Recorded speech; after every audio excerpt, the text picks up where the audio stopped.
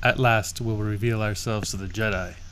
At last, we will have our revenge. What? It's Friday, Revenge of the 5th. Yesterday, all those, the Jedi had their fun.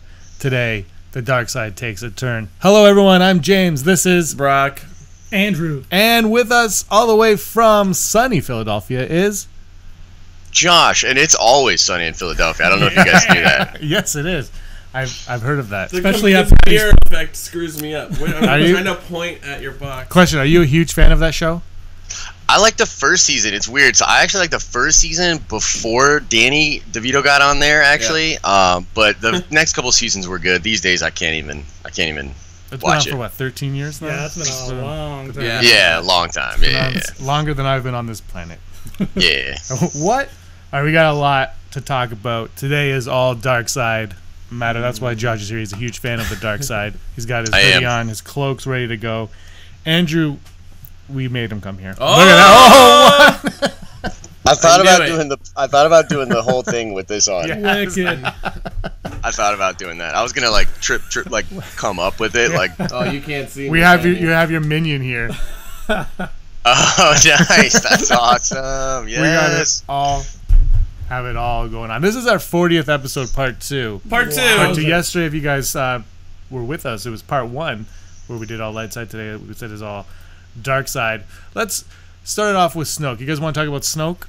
Sure. Yeah. I'm into that. All right, let's talk about Snoke. Josh, you have some information on Snoke, slightly, that he might not be digital in this one. Correct. Yeah, there's definitely a puppet. I mean, they've got a puppet, and apparently it's like 11 or 12 people that are used to work that thing or something like that. So yeah, that's from my source. We talked a little bit about that when I was in Orlando. But yeah, there's definitely at least a puppet version. There might be a CGI version as well, but... Do you think it's strange, Brock, that the guy Andy Serkis clearly for his motion capture experience, right. And now they're like, well, let's just go puppet.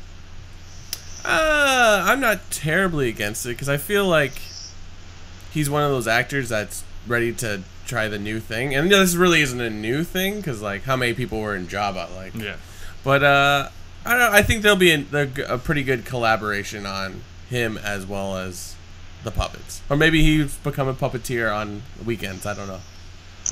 Do you think there's a possibility that he will mostly be motion capture, Andrew? I don't know. With the puppet kind of like sprinkled in? Because the thing about puppets is that I love when sentences start that way. By the way, The thing about puppets is a walking puppet is a little hard to wrap my head around. Even though we've seen it done, I know we've seen Yoda walk, we've seen some Force Awakens puppets walk. It can be done.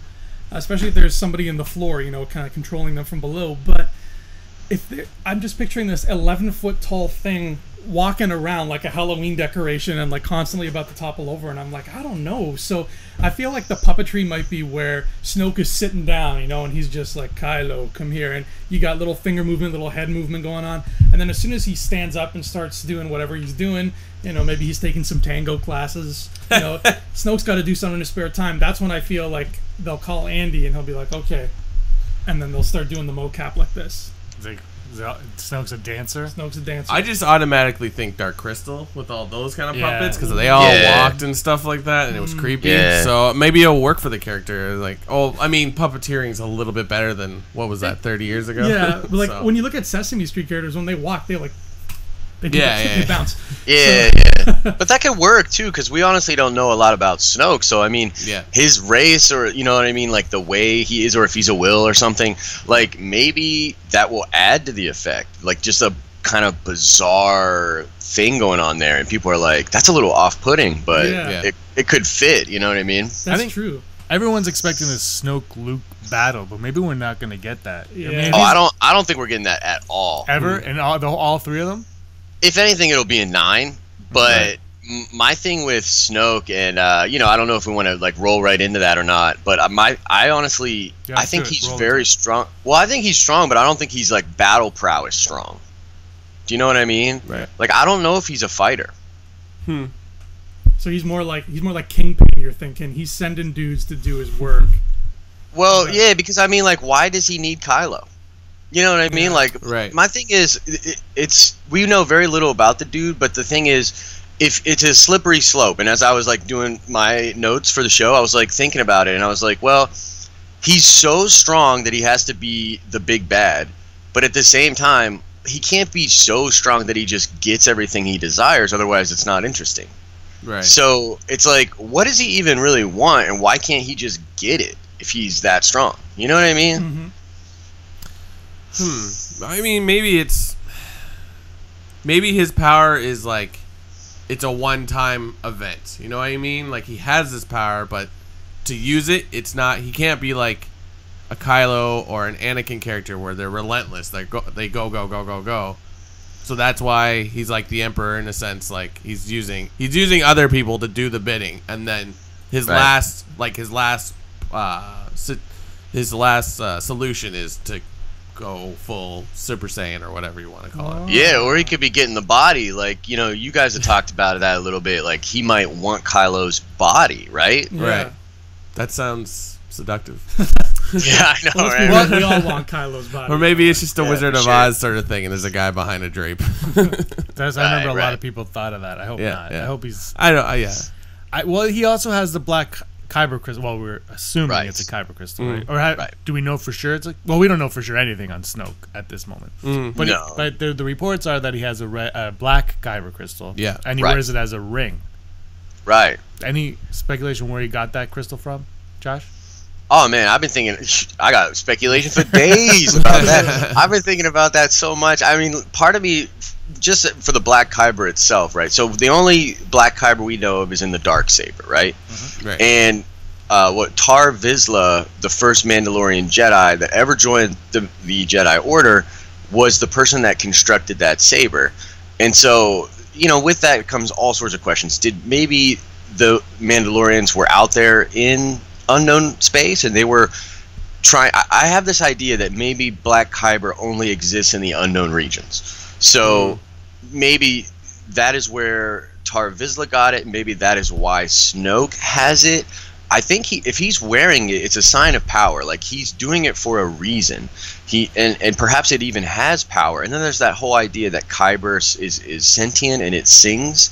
So, like, what, you know, it's such an interesting thing. Maybe he's got that, and it's a source of his power, or a way to perhaps channel his power, or something like that. Right.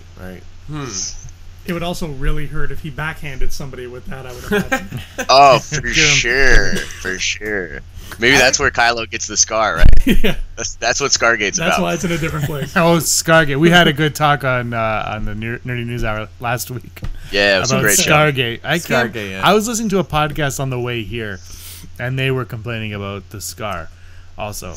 And like I said, I think when we were doing it, I mentioned I haven't really heard a lot of the complaints, but I haven't really been ever since Celebration. I've been slowly getting back on track with everything because I've been so consumed with Celebration, and I just cannot get over the scar and the issue people are having with it. It's a scar on his face. I know. That looks a lot better where it is. People are legitimately upset, and I really don't get it. I mean, we talked about it on the Nerdy News Hour. It was that was a good talk, and I loved putting the scar on the face too. That was really fun. I hope in episode 9 it is over maybe his mouth or his ear. I think that would be they just keep moving it every single time. We lost graphics. That's okay, but we're still rolling. I'll put them in later. They're back. I love OBS. Yay, boop. Yeah, OBS. That looked like the work of Snoke to me. He's mad. Yes, definitely. Snoke knows what's up. So he has a black Kyber crystal. Snoke is Snoke Andrew. Is Snoke Andrew? Yes. Snoke Andrew. How did you know? I think so. Snoke is actually the scar on Kylo Ren. There's bumps here. There's old bumps. I've seen his scalp. Is Snoke, or is he somebody we've met before? Oh boy. At this point, I'm gonna go with neither. I'm gonna go with Snoke is something we haven't seen before, but maybe Snoke's not even his real name.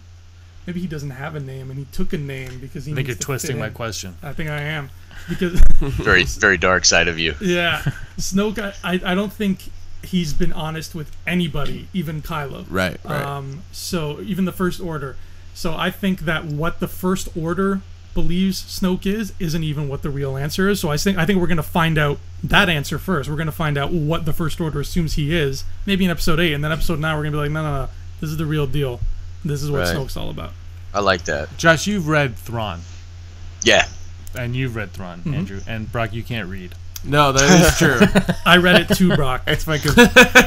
Nice. That sounds adorable. So, Brock, I don't want to spoil the book for you because you might read it. Are you At some point, yeah. So we're gonna spoil it for you here. Okay, so if you want, take off your headphones if you want. You'll still hear me talking.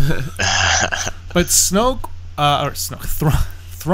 We talked about this yesterday briefly, Andrew and I. Thrawn suggests to the Chiss, and the reason he is exiled is because he believes there's a larger threat looming and it's coming, and he believes the Empire is, even though it's not ideal for him, it stands a bigger chance of against this threat that he believes is coming. Is Snoke that threat? So this is such an interesting thing, because that is obviously, like, when you're reading Thrawn, it's really hard not to identify that with Snoke. The thing that I find very interesting, and it's like, we need so many answers, right? But he's either that threat or he's representing that threat. I think, to Andrew's point, it's very possible, and this is something that I'm a fan of this theory, is that Snoke is a complete fraud, and that he is representing the fact that he's that threat out there. Like, okay, so at the end of the Aftermath books, when they sail off into unknown space, I think part of the contingency was they need to go find this thing, whatever it was, whatever Palpatine was communing with, which we assume is Snoke. They need to go find it. But it is possible that they go out there and they find this dude who represents the thing they are looking for, claims to be it, perhaps has power, but maybe not to the level of the true threat. And it's possible that Snoke has just kind of co-opted everybody's enthusiasm for this thing, and he comes back representing that. And the reason it's not just like a complete out of left field thought, because Pablo Hidalgo said last year on Twitter, if you want to, before you make any Snoke theories, you have to read the Jedi Prince books. And there are these 6 YA books called the Jedi Prince series. In that series, there is a character who is known as High Priestess Kadan, or Supreme Prophet Kadan, I believe is who he was. And it turns out that he's a complete fraud, that he uses all sorts of different things like voice augmentation, holographs to make himself appear larger than he is, things to make him appear stronger than he is, and he's a complete fraud. He's representing this thing that does exist, but he is not it. And so that is kind of where my head goes with it, is Snoke could be a complete fraud, which would kind of be interesting for the story if he comes back and he's representing that. So to your question about Thrawn, like, yeah, it's possible that he's that thing that Thrawn is afraid of. And the thing that would be dope is if Thrawn comes back into canon, but is on the side of the resistance of the rebels, fighting against Snoke because they have a common enemy. And the fanboy in me would just like explode with delight if that were to happen. Yeah, I like that a lot. Yeah, I like that as well. Like, I think we're definitely heading into a movie experience of who's good, who's bad, and there is no good or bad. It's way too much interchanging. I mean, like Kylo. I mean, we've been talking about Kylo since Force Awakens. It's like, well, he could be good. He could go back to the light side of the Force. Like, anything could happen. So I like that there's really blended lines that I could get behind that. Let me put a question to you 3 guys right now. Everybody's always been speculating about whether or not Kylo Ren will come back to the light and leave the dark side behind and become one of the heroes. What do you guys think the chances are, especially if this theory is true, of Kylo Ren staying a villain, but Snoke becoming one of the good guys? If he's as secretly helpless as this theory suggests he is, and that gets uncovered. I mean, look at the Wizard of Oz. He was this, frightening force. As soon as they pulled back the curtain, he's like, "I'm sorry, Dorothy. Look, just bear with me. This is what's going on." If it's that kind of situation, what do you think the chances are that Snoke is going to be like, "Okay, look, I know what these things are that are coming. Let me show you how to. He's basically the Finn of them. He's like, I've been there. I know what it's like. I can help you out. I'm just a janitor. Can I jump in here for a second? Yeah. I don't want either of them to turn good. Okay. I've said I have no issue with Kylo being redeemed, but I just feel like why does anyone have to be a good guy? Why is that how it has to end? Yeah. Why can't they just stay evil? I think Kylo's going to do something good, or maybe Snoke. That's a good. I mean, they could do something good, but I don't think they'll ever be the good guy. You know, it's like when Batman teams up or Superman teams up with like Lex, whatever. You know what I mean? Yeah. They're not good guys anymore. Or Magneto and Professor X. You know what I mean? Yeah. They team up, but Magneto's still Magneto. Yeah. You know, Yeah, I think certainly. if they live in that kind of world, I like that. I like that. I live more of that just because we've seen Anakin do the turn from bad to good to bad to back and forth. I don't know if I necessarily want to see that again. And could they do it in a way that isn't cheesy? Yeah, they would have to. You know, like oh, you killed my mother, Kylo, and then that's why he's good. Yeah, but he killed his father. So yeah. That's how I feel, Josh. Well, I mean, it's possible. I don't necessarily see it. I don't think they'll go that way, just because they've sprinkled in this idea in like the books and stuff that before Kylo was even born, Snoke was there in some way. He was present in some way, watching over this boy. So like Leia feels that, I think it was in Bloodline, she has that moment where she feels this very dark presence before the kid's even born. And people were speculating that that's Snoke, that Snoke is aware that this is a Skywalker and he's watching. And he's like, basically has turned Kylo insane by kind of whispering in his ear, like since he was young. And I just don't see a character like that, if that's the case, turning good, like, at all. And as far as Kylo's concerned, I think what's interesting is that I think Kylo is going to start to identify more with Anakin than he is with Vader. But I think that Anakin, if we're being real, like, Anakin did really messed up stuff before he even turned. You know what I mean? Like, killing the Tusken Raiders and all of that. And, like, even if you look in Clone Wars, he did some questionable stuff. He goes on that mission with Tarkin, and it's just like you can see the seeds, and it's like I truly believe that he's going to more identify with Anakin, but not necessarily like be beholden to either side. So he might end up being the gray that we've been looking for, right? And that's, I think, as close as he's going to get to going to the light side, because, man, I just really don't. I don't want him to be redeemed, and B, like, I don't think he's redeemable. Like, that's just me, though. Yeah. Do you think if he goes gray, wouldn't that somewhat be redeemed? Sure, it's like kind of halfway there, right? So yeah, it's like, I think the Magneto example is perfect, because I think that is where I think that's his archetype. So he'll still be like more or less villainous, and his solution to the problem is going to be different than Rey, who could arguably be Charles in that equation, right? And they might need each other to defeat some big bads. Like, you could think of Apocalypse as maybe Snoke, or maybe the Yusuf Vaughn or whatever they're going to do with, you know what I mean? Like, whatever they end up doing from the unknown regions, you could see a thing where they all work together and they need each other, but I don't, like, they're never going to fully trust each other, and Kylo will probably always look to expand his own vision, you know what I mean, for the Force and for whatever he's looking to do. Right. Yeah, he could essentially go gray, sort of in the way that Asajj Ventress did, where to the eyes of the other heroes, it's not like they're no longer hunting him down, being like, we have to take this guy out because he's a threat. He's just kind of out of the way. But to the eyes of us as fans, we would still categorize him as a villain. Yeah, I like that. Yep, I can get behind that for sure. I think, like I said before, I think there's going to be a huge status quo on how these stories work. And it's not going to be a matter of good or evil. It's just your different ideologies, like how you see things should work and what is, your decisions and how you deal with them, right? So Salacious Crumb is still a bad guy, so let's not, we're not going to sugarcoat this. He's redeemable in my book. Let's move on Your book is the Necronomicon. Let's go straight to Kylo Ren.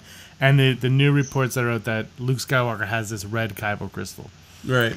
Could the red Kyber kyber crystal be the reason Kylo Ren wants Luke? And maybe it's not for the reasons like Snoke wants Luke for this, so he gets Kylo to get Luke. But Kylo is actually like, yeah, I'll pretend to work with you on this, but I need this red kyber crystal, or I need X, and Luke has X. Well, what's his rationale for getting it besides he's in love with Darth Vader? Is that the only reason?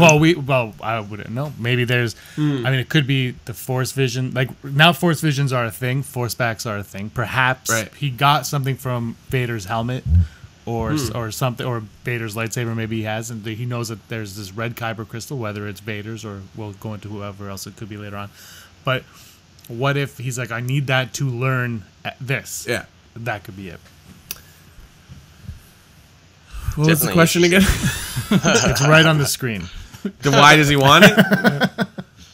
Could that be the reason Kylo is after Luke, for this red kyber crystal that is around Luke's neck? Sure. I mean, like I said, it's like, what's the rationale? But we don't know. And I've been thinking about this all this week, actually. It's like, why are they... Who's putting the importance on kyber crystals these days? Like Rogue Star One. Wars, well, Rogue One, Star Wars, or the fan. I mean, let's just like, if you have a lightsaber owned by another Jedi, that's great, and like I think that is very possible. What's going to happen, because we get a sense that they're searching for artifacts, but then what is the end game with that lightsaber? Just to have it, or I mean, again, like we don't know, but like. My issue is, yeah, okay, that's an easy way to get Kylo to look for Luke, that plot-wise. But, like, what does he do with the red crystal? That's what I'm more interested in, like, just to have it, or is he going to make a cool Death Star that he can keep in his little pocket and go, pew! That'd be dope. Like a drone, like a one of those training droids, He makes a Death Star app. Yeah. Yeah, there's an app for that. Gotcha. Anyways. I don't know.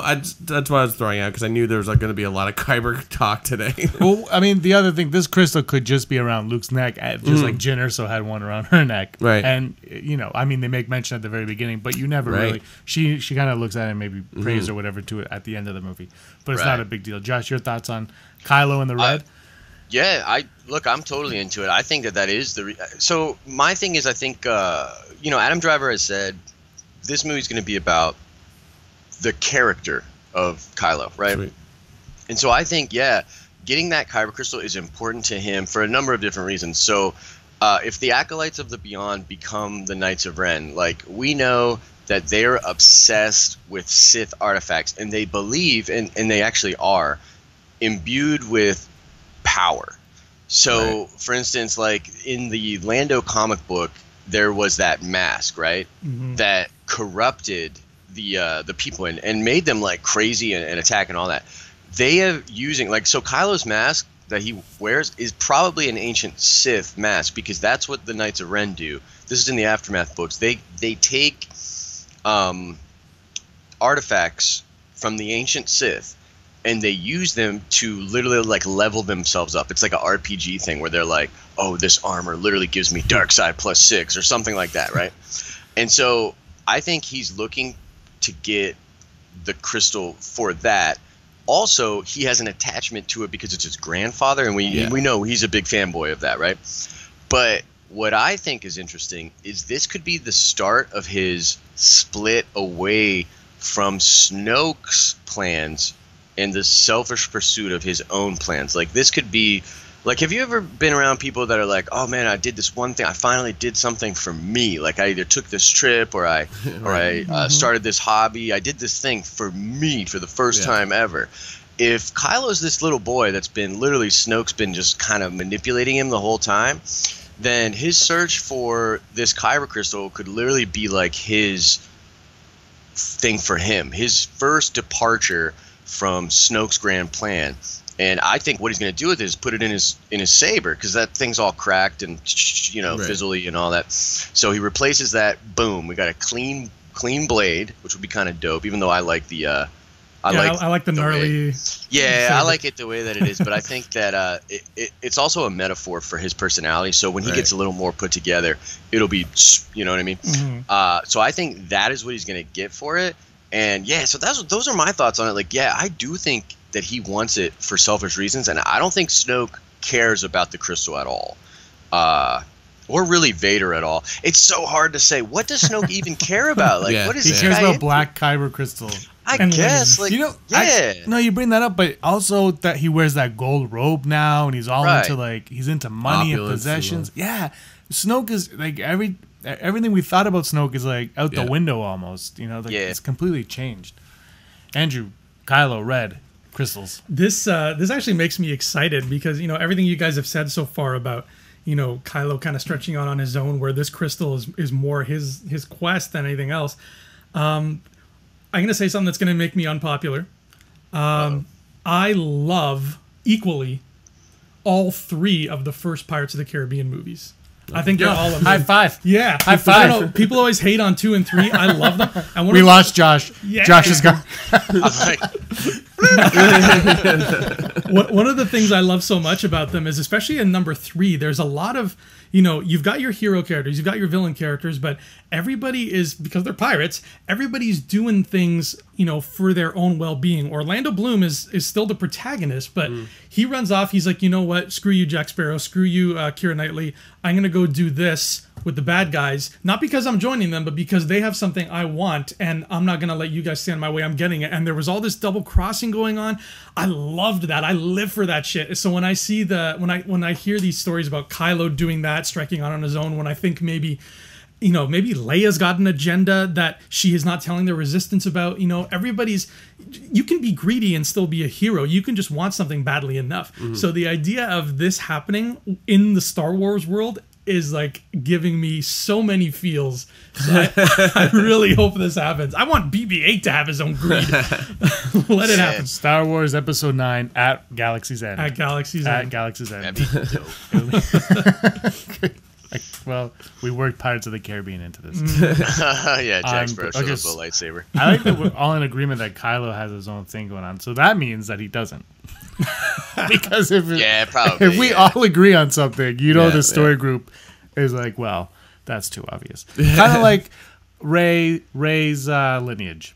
I just want to go into something quickly here. Yeah. That was not on the rundown. So forgive me, guys, for bringing this up spontaneously, which we tried never to be spontaneous on this show. Wait, who's Rey again? Rey is Sloane. Rey Sloane? Right. From the no, not I really. see what you did there. I'm going with R-E-Y, not R-A-E. No one can spell Rey right. No. Well, I guess it's not a man's name. Rey? Okay, so this is I'm going to throw this up. So Kylo Ren and Rey are going to have a scene together. Okay. Right? I think we're all assuming that, but I think that's a given. Right. And it might happen early on because there have been the reports that the Knights of Ren do get to Ahch-To. Well, he's got to buy her a drink first, James. Yeah, jeez. They have Jawa juice there. Oh. But so we've seen the shot in the trailer of the Millennium Falcon flying away, which I would say is early in the film, probably after that huge fight, or between the Knights of Ren showing up. Now, we know, Rian Johnson said on ABC last week, a couple weeks ago, that Rey's parents will be addressed. Her lineage will be addressed, but he did not go into any further detail, obviously. Addressed is a very and then it said so, and then vague, the reporter, to her credit, said, so are we going to learn them? And he goes, well, and he actually made that sound. And he goes, you almost got me to say something. Could it be that in those first scenes, because there is, and I remember there was a report early on that Kylo Ren and Rey have like a very emotional scene that Luke sees. I think that's a B scene, is it not? Where Rey and Kylo have a scene, and Kylo's speaking to Rey, saying something to her, and she's kind of, weaking out to him. And then Luke apparently gets really pissed off and just goes all and blows Luke up beehives. Is that what you're I think that's the one. Is it not? Yeah, I think that's so. Let's wait. So there's I didn't hear about this. There's like beehives in this movie. It's something making Star Wars reported on, like there's beehives, and but they're they not explode. bees or something. I'm scared of bees. I don't think I or can maybe watch they this. look like beehives. I don't know. They look like beehives. I don't think they're actually. They're those statues that are on the side of Ahch-To. Yeah, that's okay. probably what it is. It's not Yoda on a rock. So let's say this conversation between Kylo and Rey, actually Kylo because Kylo knows who she is, but does not know her personally, as Snoke knows who she is also. What if Kylo then, in that moment, drawing her in, tells Rey, "You're my sister." That's when I promptly leave the theater. No, but you wouldn't though. But okay, it doesn't have to be sister, or you're Luke's daughter. What if he at that moment tells Rey who her parents are? Then the audience, right at the beginning of the movie, we get that, or in the first like 15, 20 minutes, half hour of the movie, we get this answer. Okay, right, and because that's pretty much when we're going to want to hear this answer, right? We're going to want to know it in the first half hour of the film, most likely. So let's say we do get it, but Kylo's the one that tells her, and she's like, well, you're a liar. Or she starts to believe him, and Luke's like, no, he's a liar. Could that potentially happen, Andrew? Give me 1 second. I'll be right back, guys. Very cool. Okay. Go ahead, Andrew. Like, just hearing that, I just feel like, you know what's going through my head right now is... Like sand through the hourglass, so are the days of our lives. Well, but the answer it's going to be touched on. And if he's going to try to turn her to his side, would he not try to convince her using that? The answer is going to be touched on right now. Are you speculating this as if Kylo is correct?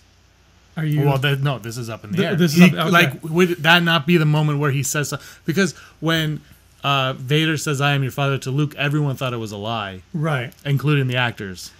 The only thing is, the whole thing about Kylo knowing of Rey was more of a novel thing. It was more like Star Wars. Yeah, so it wasn't really touched on in The Force Awakens. So I feel like for him to pop up and just say this. Because there's no, downtime between the two movies, they're like immediate. For him to just pop up and say this, I feel like the audience who hadn't read the books would kind of be looking at the screen going, "How do you know this, dude? You're a liar." But I'm not gonna in the movie, though, he still gives her that look, like he recognizes her, like Han Solo does.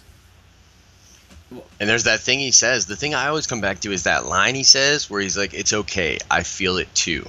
Yeah. That line, I think, is like one of the most important lines in the movie, but we just don't know what it means. Yeah. Like, that freaked me out when I saw it, because I saw The Force Awakens 3 times within 48 hours. And I, every single time, humble brag, every single time I watched it, I had a different theory as to who Rey's parents were. And the last one was the weirdest, where I actually thought Kylo could be her father. Oh. Okay, can you expand on that? Well, it would be... So, in order for it to work, because the timeline's all screwy, and I think Lucasfilm is purposely not being exact with the timeline.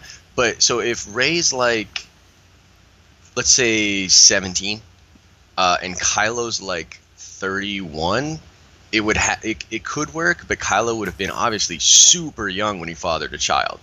But there's just something about that, it's very Star Wars, right? It's that poetry thing, the repeating.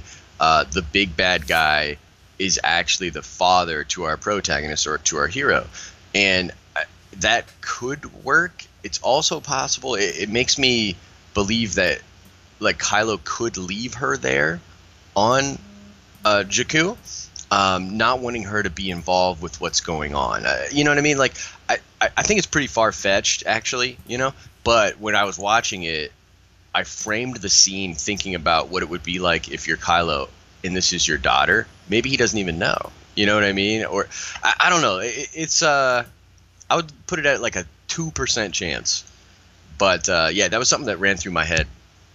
That would be dark. I'm picturing him as like a 14-year-old fathering a child, and the only way I can see that happening is if there was some like weird Mike Myers shit going on where Michael Myers, the killer, not the actor, where like Snoke, had him in his clutches, and he's like, "I'm going to make you breed because you're powerful," exactly. So yeah, that would be super dark. And think about this too: Vader tortures his own daughter in the first movie. Yeah, and Kylo could have tortured his own daughter in the movie. You know what I mean? Like, there's just a lot of parallels there. Right. It's probably not true, but.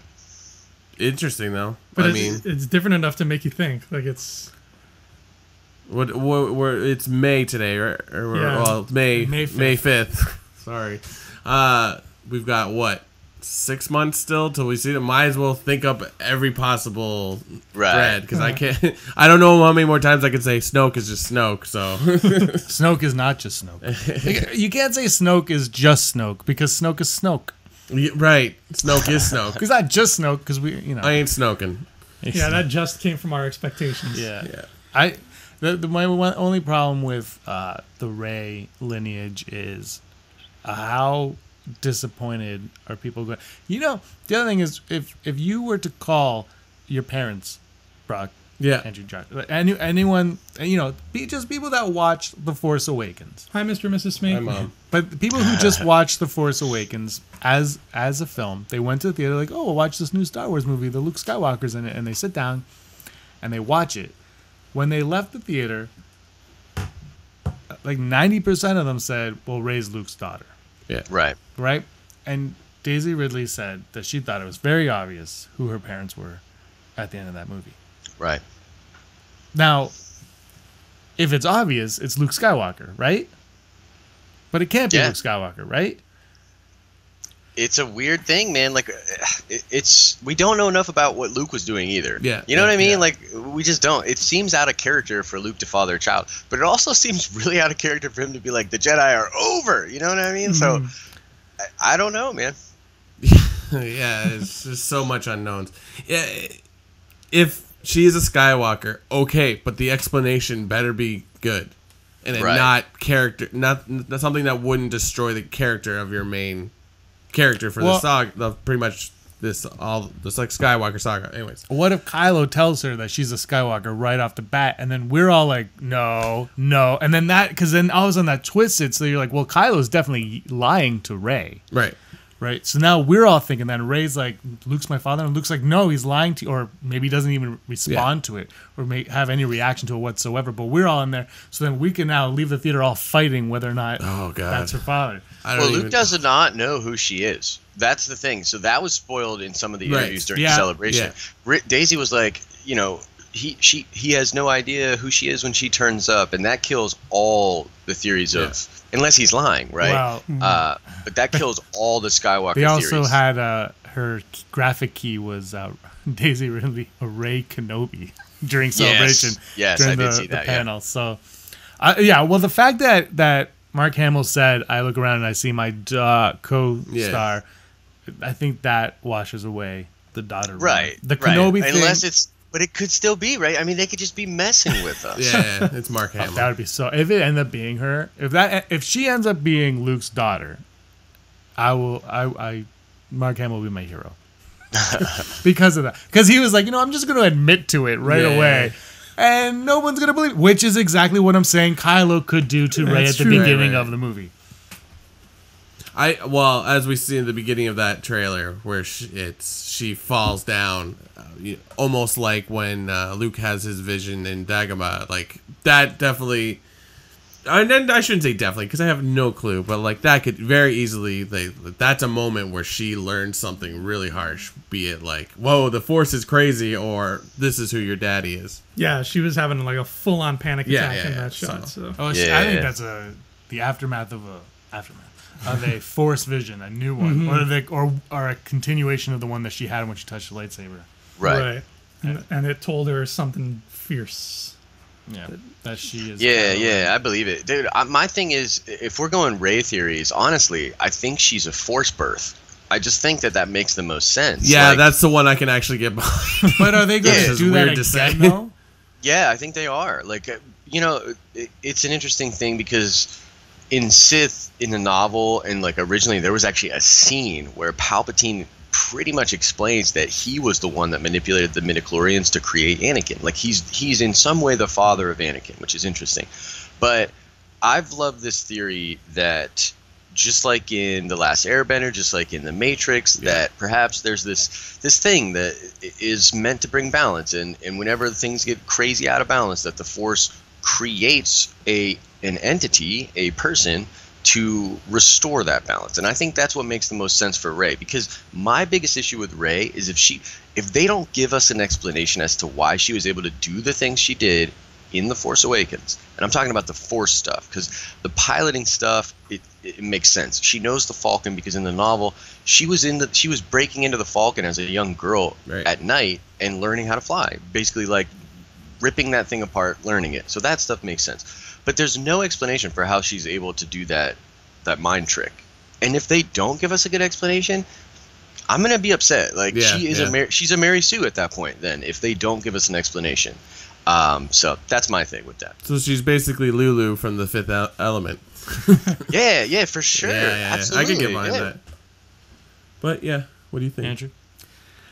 What's kind of cool about the Force birth thing is, if that's the case, you know, there's no rule that says she can't be a Force birth who just happened to be birthed from Leia. Right. Yeah. Wouldn't that be interesting? Yeah. And then it's that's why Han doesn't know. Yeah, that could work. Yeah.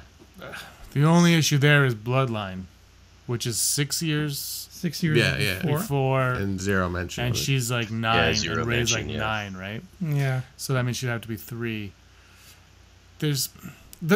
I honestly, you know what? I don't believe it, but I can't not overlook how Han Solo always gives Rey that look of, there's like this.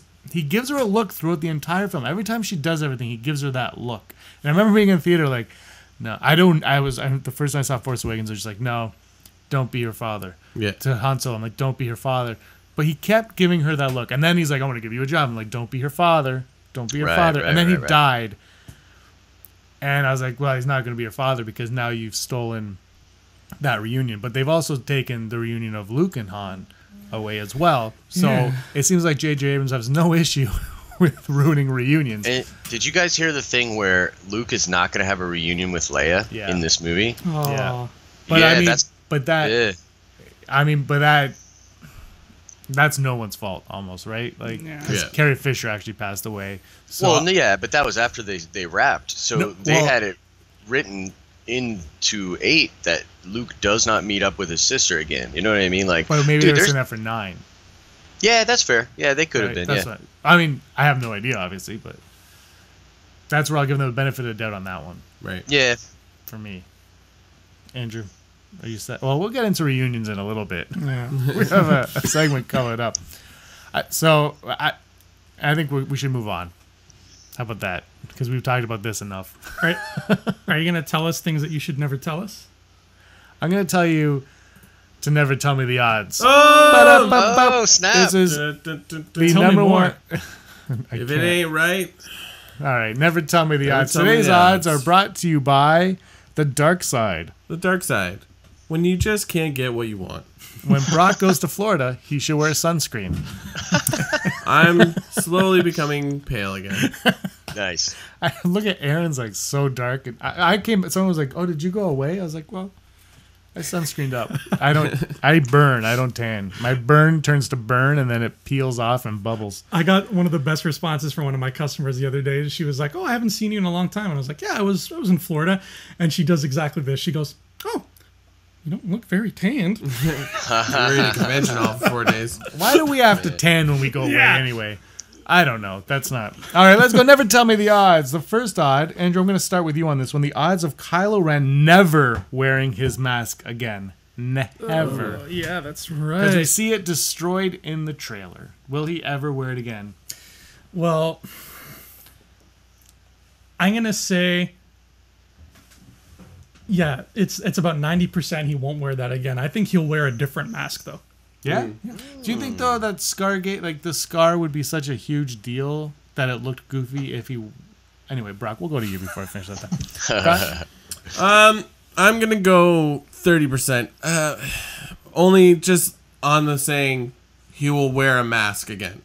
Like Andrew just said, maybe it'll be a different mask. But I think if you're going to do any of the Knights of Ren stuff, the mask seems important to all of it. Maybe not specifically the one from Force Awakens, but I feel like if you're a Knights of Ren, you have to dress a certain way. Or I don't know. I really want to know more about the Knights of Ren badly. So, yeah, I feel like it's going to come back. Just also because usually with these movies, when actors, they don't want to wear masks. You know, that happens a lot in the superhero films. Yep. So, but I feel like Adam Driver really embraced that mask. I think he's in the mask more than he is not wearing the mask. So I feel 100%. Like that will continue into the other one. But I think the marketing team embraced that mask. Josh? I think 100%. He is never wearing that mask again. And I think, really? 100%. And I think that, like I said, I think that this is going to be the start of his journey away from Snoke, possibly away from the Knights of Ren, and his kind of embrace of maybe what he wants. I think that's why he smashes the mask. Honestly, I think, because we know that we're revisiting some of those iconic planets and whatnot, and I think he's really going to get a good feel for the journey his grandfather was on, and I think he's going to understand it a little bit better, and that is kind of why he smashes the mask. I think he's going to come to some realizations. They're going to be kind of hard for him to accept, and then out of anger, like, we know he's pretty stable dude, so he's going to throw the mask down, and it just reminds me of that SNL skit, I Threw It on the Ground. And he's like, I'm an adult, and he's going to I'm not going to be part of your system. Yeah, exactly. And I think it's over. I think that we're going to see the birth of his new journey, and that is why he's going to be okay with having his face shown. Because, in the Force Awakens, like, I love when he has the mask off and he's talking to Snoke, and Hux comes in, and Kylo gets like all embarrassed, and he's all like, you know what I mean? Like, you just see him kind of get dejected and look down. Right. Mm-hmm. He doesn't want people to see him without the mask. The idea of the mask, and JJ talked about this, it's reflective. It's meant to kind of reflect back what the person is looking at.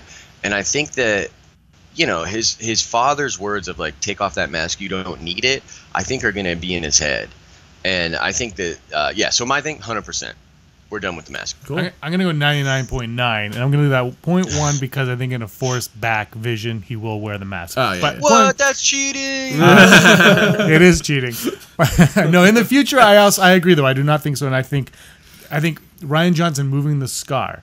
If he's going to wear a mask and take it off twice, then the scar looking goofy isn't a big deal because he's going to take it off and be like, well, this is the scar, put the mask back on. But because he's not going to wear this mask anymore, the scar can't look goofy. So, and I think that's what the issue was. Is like, he spends the movie without a mask. Now the scar is distracting. I think he should have said, instead of goofy, he should have been distracting. Is the word maybe he should have used. And then I still can't get over people's angst towards the scar. It's so dumb. You've changed that. How did you? What? Oh my god! I love Rian Johnson's tweet though, when he did put the original Emperor versus the new Emperor. It's like, the old Emperor was a woman with a monkey eye.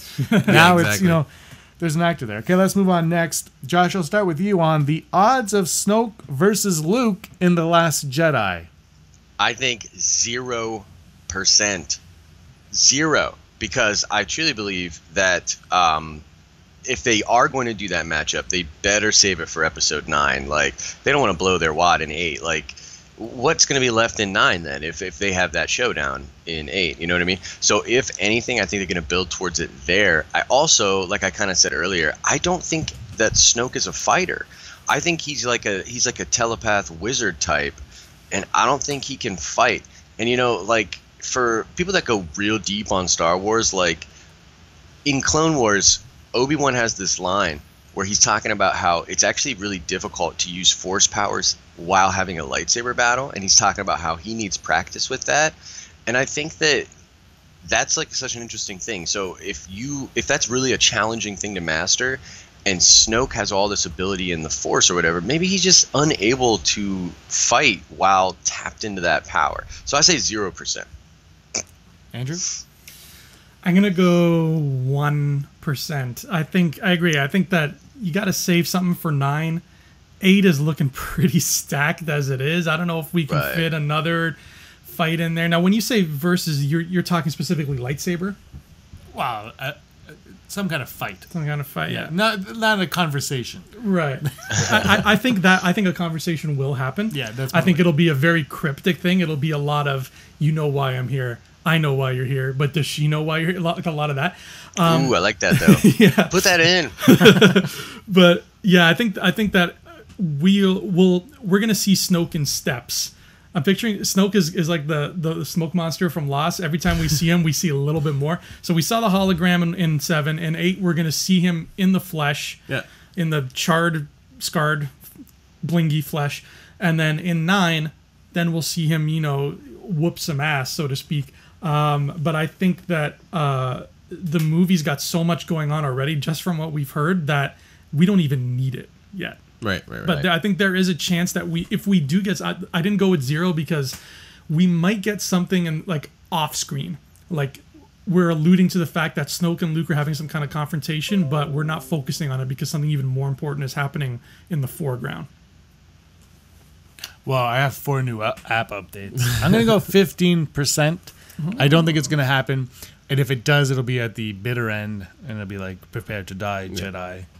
Fine, kill me so the Jedi can end. Brock? Yeah, I agree. Like, I think it's going to be held till the 9th. Because I think he is our big bad in this one. But I think that it's going to be... If it's a battle between Luke and him, it's not going to be a typical physical battle. I think it's more of a battle of willpower, or maybe 2 people, maybe Rey and Kylo, are fighting each other, and those 2, and Snoke and Luke are watching, and it's like they're just like looking at each other. It'd be almost like Voldemort and Harry Potter at the end of the last movie, where it's just like and they don't really do anything. They're just like their wands are going like and then they zoom around the castle like.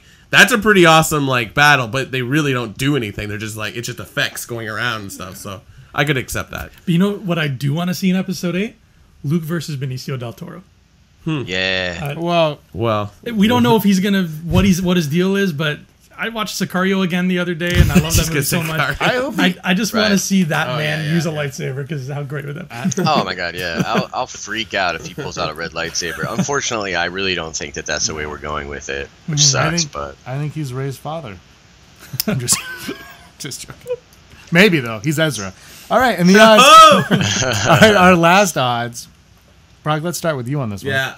The odds of Rose, the new character Rose, dying in The Last Jedi. I'm going to go full Brock on this one, James, because we don't know jack squat about this character. We know enough about her that she's going to fight with the Resistance. She's going to be a lot with Finn.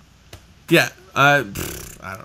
50-50, man. Like, we don't know anything about her. Maybe she is Luke's daughter. What? Rose Skywalker. I don't know. We know nothing. We know 0. I'm going to say 30%, just because I feel like it's unlikely for them to intro and kill a character in one movie, but I could see a thing where she gets fridged to kind of give Finn more motivation or something. Yeah, you know what I mean? Right. But I feel like everyone will freak out about that. You know, like Kathy Kennedy's really about like female empowerment and stuff like that, and she praised Rian Johnson in his writing of women. So like my thing is, I really don't know if that is something they are into doing, because that's a plot device thing, right? Like they would literally just be using Rose as a plot device, and I don't think they want to do that. However, I could see it, you know what I mean? So I'd say 30%. Andrew? Yeah, my answer is 30 as well. I think if anybody's going to die in this movie, unfortunately, I think it's going to be Poe. But he was already supposed to. How dare you get off my podcast? I think Poe was the one that when they did the rewrites to beefing up some characters, I think Poe was the character. And that's Oscar Isaac. He was in JJ's ear. He was like, "Come on, bro. I think that's the one. People I'll give him my jacket. People took that's how I can come back. Yeah, I think Rose is gonna stick around. I'm going full Brock on this as well. Yeah, because I do kind of have this like at the end she could die towards the end, and that could be a catalyst for Finn going forward in some respect, or maybe Finn dies and she's the one that takes it. It's a good question because like who is this character? Like, for all we know, she's a double agent for the First Order. Whoa! How dare you? She's bubbly. She's super bubbly. She seemed like a really fun Snoke, person. though, and look what he's all about. She seemed really excited, to be anywhere, to be honest. But she seemed really excited to be part of Star Wars. Oh my god, this bathroom is amazing. She was. I was actually. Were you at least, Josh? Were you surprised that she was the new character that they introduced at Celebration and not Benicio del Toro or Laura Dern? Yeah, I mean, that was a weird thing. I don't know why she was on that panel at all. Presumably, she plays a huge role, right? I mean, like, otherwise, why is she up there? Exactly. Yeah. She's sleight of hand, though, because, like, you know, think about what we didn't get, right? No Kylo Ren, no mention of Adam Driver, which I found so bizarre. And they mentioned Oscar Isaac not being there. Yeah, I mean, they had people phone in, like the Samuel L. Jackson thing when he phoned in on the 40th anniversary was amazing. And so they had the opportunity there, and they danced around that. No mention of Benicio, no mention of Laura Dern. Yeah, and even at what was it? CinemaCon, was it CinemaCon the week before? Yeah. Where they had the cast list and a picture of the entire cast from The Last Jedi, but there was no Benicio del Toro on that list. Right.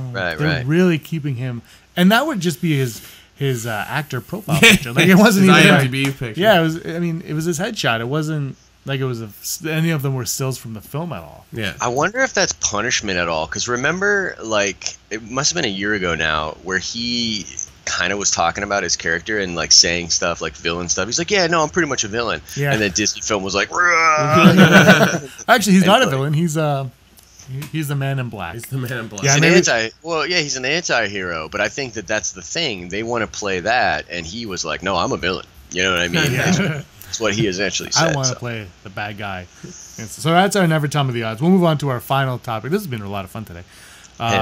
We'll move on to our top 5. Top 5. Our top 5 are brought to you in part by The Light Side. The Light Side. Today's top 5 are top 5 villains, excluding Vader, the Emperor, Kylo Ren, or Supreme Leader Snoke. They're too easy to put in. Josh, being the guest here, you want to go first? Yeah, sure. Do you want me to go 5 to 1? Number 5. Yeah, you just do your 1, and then we'll do 5, and then Brock will do 5, Andrew, then me, and we'll go like that. Beautiful. Perfect. Okay, so I actually have Krennic as my number 5. And I watched the one you did with Rob, Andrew, where you guys were debating Tarkin Krennic. You brought up a lot of good points. I love Catalyst. Catalyst is an incredible book. Yeah. It's so underrated. It's one of the best they've done. I think, was it James Luceno? Yeah. Yes. Oh, man, he's awesome. But I really like Krennic. He did play the long game, as you talked about in that debate. And I love the way he used... In the novel especially, because you don't really get a lot of this in the film actually, but the way he used the Ursos, like his ability to manipulate people and to play that political game and really rise through the ranks is brilliant. I recommend that everybody that liked that character from Rogue One, go read that novel. Not only does it make the movie better, but that character is awesome. So Orson Krennic is my number 5. I'm going to just jump in. Mine is 5, is also Krennic. Nice. So, nice. Brock? I'm going to go General Hux because he seemed very interesting in the movie, but he hasn't really been mentioned in the books. His father's been mentioned, right? So like I want to know more about him, and I mean, Mel Gleason's a good actor, so like when he has the speech in front of the First Order, like he's like, well, this is my only, like this is one of my big scenes. I'm gonna act the hell out of it.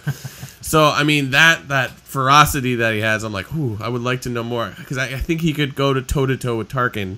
Toe-to-toe with Tarkin. That should be a podcast. Nice. But yeah, I think he needs to be on the list because he's very interesting. But maybe in a year or two, I'll be like, whatever. Or maybe he'll be higher on your list. Yeah, true. That's what I would hope. Yeah. You don't want someone to sizzle out. Yeah. Andrew? 5. We all went with Imperial officers on this one. Mine is Admiral Piett. Nice. Because he was the one for me, like when I first saw the trilogy as a kid, Piett was the character who made me realize, wow, in this universe, even the people who aren't main characters are still somebody whose name I know and whose backstory I kind of care about and whose arc I can follow. Because there he is. He shows up in Empire. You know, you assume he's just this throwaway character. He's just another officer and amidst a score of officers on this Star Destroyer. But no, you see him get promoted. You see him realize the dangers of being promoted and hoping, you know, I better not screw this up or Vader will have my trachea for breakfast. And then in Jedi, he's still around. They could have just got another officer. They could have said, yeah, in that year's time between the movies, there's now a new guy. But no, they stuck with Piett. Piett's still there. He's, you know, on top of his game. He's trying his darndest not to screw up. And then he screws up.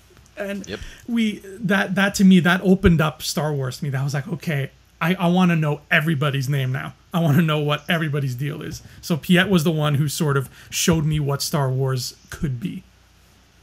Nice. We'll go number 4. My number 4 is Count Dooku. Count Dooku. Yeah, look at his face. Yeah, I'm going Dooku. And you know what? I don't even have to explain myself. Brock, number 4. Number 4 for me is I guess a interesting choice, but out of the Star Wars comics, the Scar Squad, specifically their leader. I forget what his name is. I was not prepared. But, like, that, they are awesome. And they've only been in, like, 4 or 5 issues. I'm like, this is great. It's, like, stormtroopers with, like, brains and stuff. It's like and Cobra. Character. Yeah. Cobra. We just came up the ranks. We get to wear a cape now. I mean, it's sort of like what Phasma is, in a sense, because, like, but we don't, like, we still need to know more about Phasma. I was just like, change up their costume. All of a sudden, they have characters. They're like, oh, but they are really cool. I'd love to see more, if not in a movie, then in a comic or in a like a cartoon or a show or whatever. Yeah. Andrew, or did you already say 4? No, I didn't say 4 yet. My number 4 is Jabba the Hutt. Oh, nice. I love Jabba. I love crime lords. Like Wilson Fisk, the Kingpin, is my favorite comic book character, period, of all time. So I love characters like that. And Jabba, Jabba is so cool, and I love that the whole sort of hierarchy of the Hutts and how they work, and how we get little snippets of them in the Clone Wars, and how Jabba was supposedly, he was one of the worst, and we saw that. We saw how he mistreated people, his own friends, and I loved, I think it was, what was that novel, Tales from Jabba's Palace, when you find out just the little intricacies of what's going on in Jabba's court. I hope we get more of that in that book that's coming out. What's that called? That 40th anniversary book? The Blue Milk one. From a certain point of view. So that one. Yeah. I hope we get some more Jabba's Palace stuff in there, because there's like all kinds of Game of Thrones shit going on in there. Yeah, for sure. No, I like that. Josh? My number 4 is Count Dooku as well. James, wouldn't it be crazy if we have the exact same time? I'm kind of holding out for that. I'm pretty sure after this one, it all goes to hell. Yeah. Well, I'll speak just really briefly about Dooku. He's amazing. We get his story filled out a little bit in Clone Wars, and then one of my favorite scenes in the Tarkin novel is when Tarkin meets with Dooku. They have dinner together. It's incredible. I often think about, like, in my mind, like, some of the best scenes that are not in the movies, and that's one of them to me. Like, it's really cool. I like their philosophies, because a lot of people thought when Dooku left the Jedi Order, the galaxy at large actually thought he was going to create an offshoot of the Jedi and create his own order, because he's very strong, he's very powerful. But the thing I really like about Dooku is he's the Kool-Aid drinker. Like, he actually believes in Palpatine probably more than anyone. He thinks that his master, he's like, there's like in comics, in novels, in Clone Wars, he constantly says, you will realize what I have come to realize, that my master is never wrong, and that my master knows the way, and he's that Kool-Aid drinker guy. And I like Dooku a lot. And Josh, when you read that scene in the book, did you get all like giddy, like from a Dracula point of view? Sure. Dude, I was like, this is so cool, man. Like, because I love Will Huff Tarkin. I love his story too. Mm-hmm. He comes from an incredible backstory, his family, the traditions that they have, and everything like that. And so you're really talking, like, to your point, Game of Thrones stuff. Like, Dooku and him meeting are like 2 houses from Game of Thrones, like their kings meeting, or their lords meet, and it just had, it was awesome. I was giddy, for sure. Andrew, number 3. Number 3, I dipped into Legends for this, so sue me, but I went with Darth Nihilus. Ooh. Because he's the first Star Wars character that legitimately frightened me. I was playing the game, and he showed up, and he's this awesome looking mask and robe combo. Like, he makes it work. And then somebody, for a long time, you just sort of see him, and he doesn't say anything. He's always just sort of staring out the window. And then somebody comes up at one point and asks him a question, and he turns around and speaks. And I wasn't prepared for how he speaks, because you don't even get to understand what he's saying. He kind of talks like Sauron, and I was not ready for that. And I'm playing this game like in the middle of the night, just like la la la, I'm a Jedi, and then that came on, and I was like, holy shit, I'm horrified. And he that just kind of resonated with me. And now every time I see Nihilus, I'm like, oh, this guy's great. And we never got to see who was behind the mask. There was so much mystery to this guy. I understand if they don't want to bring him back. I know that you can't bring everything from Legends back, but he was this great little piece of the Old Republic that, like, for me, was the best part of those Old Republic games. Nice. Josh, 3? 3 for me is Tarkin. I love Tarkin. Tarkin is, like I always say, like the big 3 of the Empire. He's one of the big 3 of the Empire, and I love what they've done with that character since Lucasfilm took over. Like, they really have treated him with respect. Like I was saying, kind of with Dooku, they kind of go hand in hand to me. Like, his backstory is absolutely incredible. He's so ruthless. And there's this part in the Throng novel where there were these pirates in the Tarkin novel, not to get like completely off track, but Tarkin does this thing to them to stop their resistance, and it's like brutal, like super brutal. And Thrawn, by the mere mention of Tarkin's name to the same group of pirates, is able to use Tarkin's name as leverage to get out of this one situation. And it's like, whoa. Like, that's how you know a dude's a real badass, is when you just have to drop his name and then the people are like, okay, I'm listening. You know what I mean? Well, this is where our list changes. No! Mine's Grievous, the general. Ooh. With the cough. He has 4 lightsabers. And asthma. And asthma. The asthma's never explained in the films. So you have to go further than that. I like Grievous. I think the droids needed a leader, and he's a cool precursor to Vader. Right. This kind of gives you, they have the technology to do this, but it's not perfected yet because he still has a cough. And then they still can't really figure out the cough with Vader because he still needs a breathing apparatus as well. Lungs are very hard to replicate. Yeah, lungs are probably tricky, I guess. I don't know. They can't. Maybe in this new trilogy, someone's figured it out. Brock, number 3? Number 3 was a toss-up for me between Krennic and Tarkin, but my reasons for liking Krennic are he makes the Imperials more... He gives them more humanity, sort of in a sense. But that seems weird to put on a list for top bad guys. So I went Tarkin because it's like they're both big players where like they make moves, but Tarkin always seems one step ahead. Maybe if we didn't have all these, like, see Tarkin in Clone Wars or in books or in Rogue One, I probably would have not put Tarkin on. I was like, he's only in one movie, blah blah blah. He says he's a captain that goes down with his ship, but like, I think what we've learned of him in expanded and now canon is like wow. So, Josh, we've talked about this here, but I haven't asked you. What did you think of the appearance of Tarkin in Rogue One? The actual animation of it. Yeah, I think it's pretty spot on. I was super impressed. I've had debates about this with hardcore Star Wars fans because this is a thing of contention. Andrew and I talked about this a little bit in our vote of no confidence, but essentially, I thought it was brilliant. He needs to be in there. You know what I mean? Like, it just would have felt so weird to have him not in there. Yeah. Mm-hmm. And the best part of the novel, Catalyst, just to mention that again, was their kind of competition as they rose through the ranks. And I love that stuff. And so, I think it's pretty freaking amazing that they're able to do that. Yeah, Catalyst is an amazing book for a lot of the people we're talking about today, like Krennic, Tarkin, and Dooku to an extent. And it really like binds a lot of things together. It does. It's incredible. Like, I was really blown away because I thought it was just going to be something, to make the movie better or whatever. And I was like, damn, this is dope. Yeah. It is. All right, number 2, Andrew? Cad Bane. Ooh. Nice. Oh. He's Lee Van Cleef with blue skin, and he's awesome.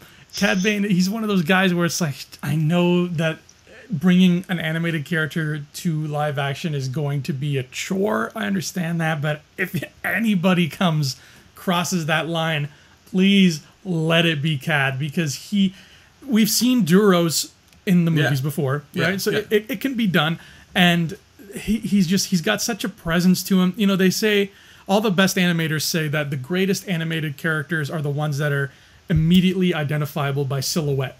And Cad Bane has that going for him 100%. So you get that iconic hat there, that tall, lanky frame, and the 2 guns. Yeah. If this bounty hunter movie is a thing, I mean, there you go. There's your opportunity. This guy, his fate is still up in the air. So like, what are we waiting for, Lucasfilm? Like, he's ready. Brock? I'm in the same vein, but I didn't say Cad Bane. That rhymes. I wanted to include some kind of underworld person on this, so I didn't want to go bounty hunters because they're kind of they're not really fleshed out very much in the movies. So I'm gonna go Jabba the Hutt, who is nothing but flesh. Yes, nothing but flesh. In a sense, he's almost a background character, kind of. but like as everything is expanded, like the Jabbas, the Hutts are crime lords across the galaxy, and it's just even if it's not Jabba, it's like, oh, this is like the Hutt in the Poe Dameron series. Like, that was cool. he had metal legs for whatever reason. I mean, they put that in some other stuff. But it's just like the Hutts are just perfect evil doers. Like, it doesn't matter. Each one has a different agenda, but like they're just straight up evil. So, Josh, my number 2 is Maul, and I love this character. I mean, it was so cool for him to come back in Clone Wars. His arc in Clone Wars was amazing, and I love his arc in Rebels as well. And I just think that he's awesome. Like, I love even like some of the stuff with him in the comic books, although I'm not reading that Darth Maul series right now. I got all upset with the first one. Did that rant or whatever. But yeah, Darth Maul's dope. I love what they did with the character. He was on a really cool path to some real knowledge, and yet his anger did end up destroying him. He was on the path to oblivion, just like it was so cool to listen to Filoni talk about this character's arc in that one panel at Celebration, because I totally get it. He was on the path to oblivion, and it happened, but a lot of interesting stuff happened along the way. So yeah, Maul would be my number 2. My number 2 is Jabba the Hutt. I love me some Hutts. Yeah. I love Jabba the Hutt. When I was a kid, I wanted that toy really badly. I love his voice. I love his laugh. I love that he has Han Solo on his wall. Yeah, there it is.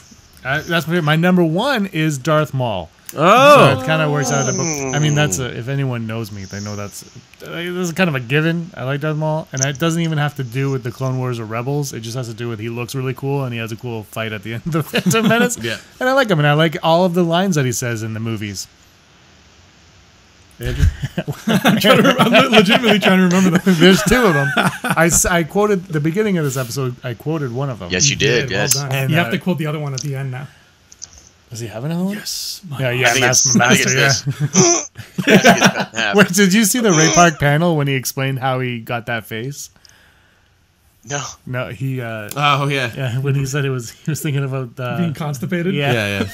That's what it is. Andrew, I would probably feel like constipation. Cut in half. Yeah. The best is when he reenacted that face after he told us that. So okay, I see that. Like, you had too much curry. That's Andrew, number 1. My number 1 is General Grievous. Oh, nice. Because General Grievous is like the coolest looking. Whoops, I dropped my water.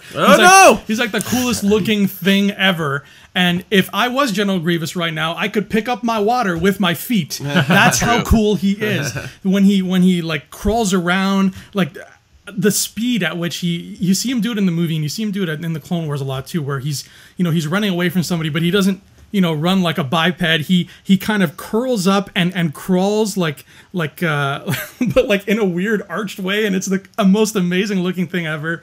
And then of course he splits his arms up and he breaks out 4 lightsabers all at once. He's a legitimately threatening villain. He's an amazing warrior. He wasn't, he was kind of given the Venom treatment in episode 3 where he was there and then he was gone. But what we got of him was so fantastic. And what we got of him in Clone Wars was so fantastic because we got to see more of that. Just like with Darth Maul, like, he got his little moment, but then the show made up for it and gave us more of what we wanted to see. And at the end of the day, like, I'm really sad that we probably won't see Grievous again. But I just want that. That's like my number 1 Hasbro 6-inch Black Series figure that I want them to make is Grievous. He needs to be a thing. Rock? My number 1 is General Thrawn. Like, I know we're being reintroduced to him right now, but I think like without him, the expanded universe prior to canon was like, I think his creation what gave it clout. Like, it's like, oh no, these books can be good. It's not like and then they lived happily ever after and they had kids and they were all Jedi. Well, you haven't read a new book because that's how that one ends. But you know what I mean, like Heir to the Empire series, and then what was the trilogy after Heir to the Empire?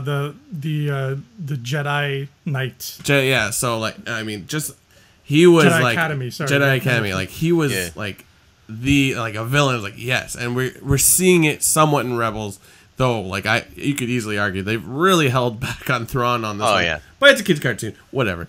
I'm sure I'll read the book at some point, but yeah, for someone like he feels like what the Emperor would be if the Emperor wasn't behind the scenes. Like if he actually was like, no, we're gonna do this and this and this and this. Mm-hmm. Josh, take us home.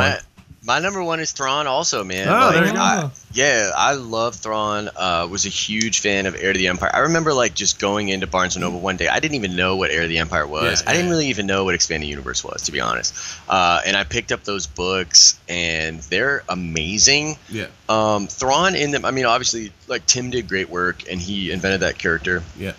But he's so much tighter in this version of the novel. And on a side note, I think that Filoni held back on Thrawn in Rebels because of this coming novel. Oh, okay.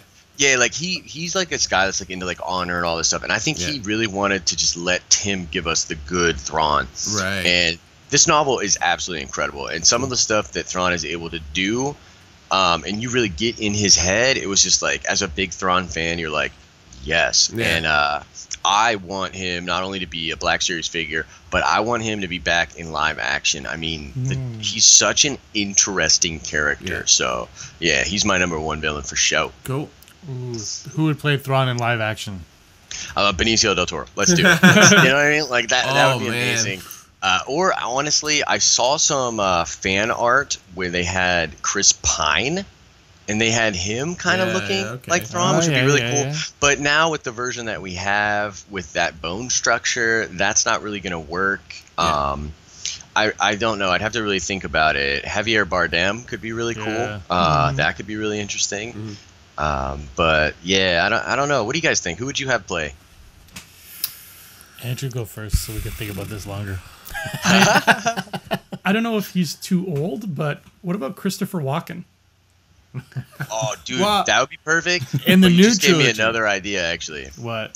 Who? Dude, Willem Dafoe. Willem Dafoe. Yeah. Oh man, I'll get he's so behind that good. one. I'm going with Willem Dafoe. Yeah, that's an original thought of mine. The heart, Thrawn. That would actually be. Yeah, that'd be sweet. Like, he needs to be more villains. Yeah. Cool. I have no. Willem Dafoe. You shut us up with Willem Dafoe. That's our 40th episode, the Dark Side edition of the 40th Part episode. 2. Today is Friday, Revenge of the Fifth Day. Yay. So enjoy your week. Can I do a shameless plug real quick? Oh, yeah, I was going to ask you. Yeah, go ahead. Okay, so check this out. So this is actually, I don't know if you guys can see this on the screen. Yeah, it looks great. Wow. Oh, okay. Wow. Go. So this is a piece, it's a woodworking thing, and it's made by a friend, Jim Birkbeck, and he does these kind of things. He's done a bunch for me, and I'm actually going to send this. I'm going to ship this to you guys. No way. What? Yeah. I'm going to give this to you guys in honor of the Revenge of the Fifth, the Empire thing going on. So, I'm going to ship that out to you guys. Awesome. Thank you. That is awesome. Man. Yeah. That'll look great on the set. Yeah. It'll go right here. There. Right there. Josh, where can everybody find you at? Find me on the Den of Nerds. That's a YouTube channel. We do a bunch of different things on there. I love talking Star Wars. I feel like we're gonna constantly be collabing Star Wars stuff, so you guys will probably be on there a lot.